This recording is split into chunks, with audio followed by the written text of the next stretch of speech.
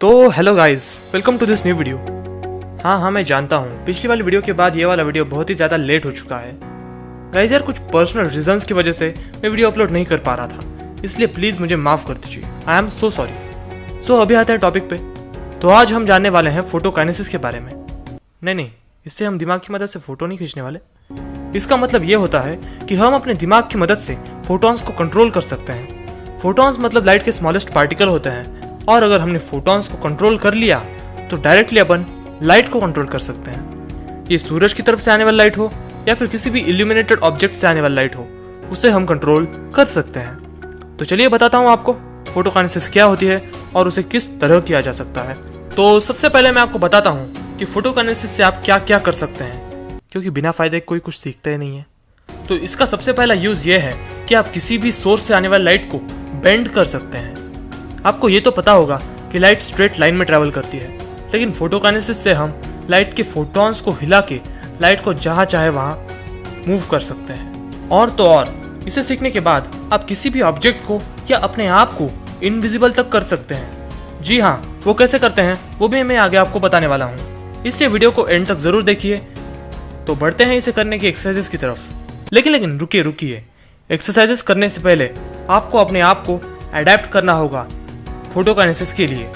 ये basic steps है, लेकिन फॉलो करना बहुत ज़रूरी है। तो सबसे पहले आपको लाइट को माइक्रोस्कोपिक लेवल पर देखना है। नहीं, माइक्रोस्कोप से नहीं देखना है, आपको डीप में सोचना है कि लाइट के अंदर के फोटॉन्स कैसे होंगे और किस तरह मूव कर रहे होंगे। जब भी आप लाइट के बारे में सोचे तब उसे फोटॉन्स की तौर पर देखिए। इसके बाद आपको मेडिटेशन की आदत डालनी होगी। हाँ, ये मैं हर वीडियो में कहता हूँ, लेकिन ये है ही इतना इम्पोर्टेंट। रोज़ 10 से 15 मिनट तक मेडिटेशन ज़रूर कीजिए। अगर मेडिटेशन सही से करना सीखना है तो ऊपर आई बटन में या फिर डिस्क्रिप्शन में कहीं तो वीडियो की लिंक है, उसे जाकर देख लीजिए। तो बढ़ते हैं एक्सरसाइजेस की तरफ। Exercise number 1। तो सबसे पहले आपको एक रूम में जाना है जहाँ बहुत कम लाइट आ रही हो, लेकिन लाइट आनी चाहिए। उसके बाद आपको रूम के किसी भी एक पोर्शन पर फोकस करना है और विजुअलाइज करना है कि फोटॉन्स वहाँ इकट्ठा हो रहे हैं और लाइट वहाँ प्रोड्यूस हो रही है। शायद ये फर्स्ट ट्राई में ना हो, लेकिन कोशिश करते रहिए, आप इसे ज़रूर कर पाएंगे। उसके बाद आपको लाइट को ग्रो और एक्सपांड होते हुए देखना है, जब तक लाइट पूरी रूम में ना फैल जाए। फिर से कह रहा हूँ, आप इसे फर्स्ट ट्राई में शायद नहीं कर पाएंगे, लेकिन हार मत मानिए और प्रैक्टिस करते रहिए। Exercise number 2। अब आपको एक स्मॉल ऑब्जेक्ट लेना है, जैसे एक क्लोथ्स बैग यानी चिमटा, और उसे अपनी आंखों के कॉर्नर से देखना है। आपको सोचना है कि किस तरह फोटॉन्स उस पर क्लम्प हो रहे हैं। उसके बाद उस ऑब्जेक्ट की एग्जैक्ट कॉपी आपके सामने आ जाएगी, जो कि थोड़ी ब्लरी होगी, बट टाइम के साथ आप उसे सीख जाएंगे। Exercise number 3। आपको 5 से 10 मिनट तक मेडिटेशन करना है और अपने दोनों हाथों पे लाइट के फोटॉन्स को जमा करने की कोशिश करनी है। जहाँ लाइट ज़्यादा है वहाँ जाइए और फोटॉन्स को हाथ पे जमा कीजिए। तो अब मैं आपको बताता हूँ कि इनविजिबल कैसे होते हैं। आप तो ये जानते ही होंगे कि हम किसी ऑब्जेक्ट को तभी देख पाते हैं जब लाइट उसके ऊपर से रिफ्लेक्ट होकर हमारी आंखों में जाती है।